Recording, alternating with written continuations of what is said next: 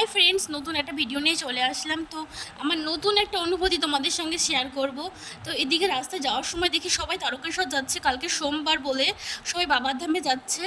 তো রাস্তা দাঁড়িয়ে আমরা কিছু খাওয়া দাওয়া করে নিলাম, চা খেলাম, বিস্কিট খেলাম, তারপর আবার রওনা দিলাম নতুন একটা জায়গায় যাওয়ার জন্য। আমার এত সুন্দর একটা অনুভূতি হলো যে তোমাদের সঙ্গে শেয়ার করতে চলেছি।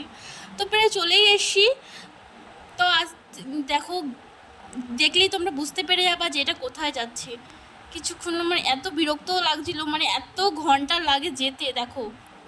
তারপর আমি কত বোর ফিল করছিলাম, তারপরে আবার বক বক করছিলাম ওর সাথে, করতে করতে দেখি চলেই এসছি। তো দেখো, গেটটা দেখেই সবাই বুঝে যাবে যে এটা কোন জায়গা। তো চলো দেখতে থাকো আর আমাদের সঙ্গে থাকো।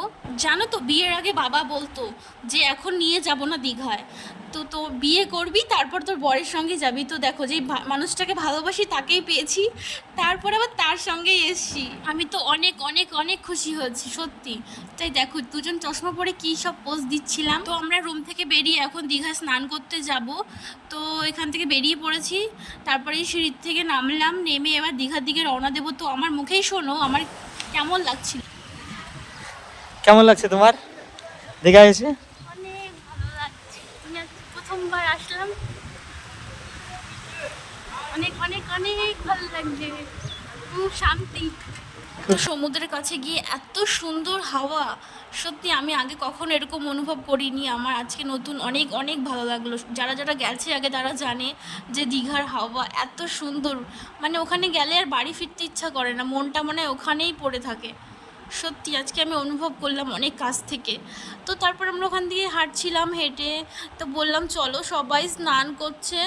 তো আমরা ওখানে স্নান করতে যাওয়ার জন্য আমরাও বললাম, তো তারপরে আমরা দুজনে গেলাম। তো ওখানে আমি একটা ছবি তুলে নিলাম কিছু, তারপর ওখান থেকে আমরা পাড়ের দিকে যাব। দেখো, সমুদ্রের এত বড় বড় ঢেউ দেখে আমার মনটা তো কেমন করছিল। আমি তো তাড়াহুড়ো করে পাথরের উপর থেকে নামার জন্য অনেক মানে চেষ্টা করছিলাম। তো পাথরগুলো না এত মানে একটু লাগলেই কেটে যাচ্ছে পায়ে, মানে তোমাদের দাদাভাই তো অনেক জায়গায় পায়ে কেটে গেছে। আমি তো খুব আস্তে আস্তে নামছিলাম, আর ও মজা করছিল, হাসছিল। তো এখানে জলের মধ্যে আমি আমার দুজনের নাম লিখছিলাম, আর জল এসে সব ধুয়ে দিচ্ছিল ঢেউগুলো এসে। সত্যি অনেক অনেক মজা করেছি। যে ওই গানটা করেছে না, যে সাগর পাড়ে আইসা যেন মাতাল মাতাল লাগে, সত্যি এই গানটা একদম বাস্তব।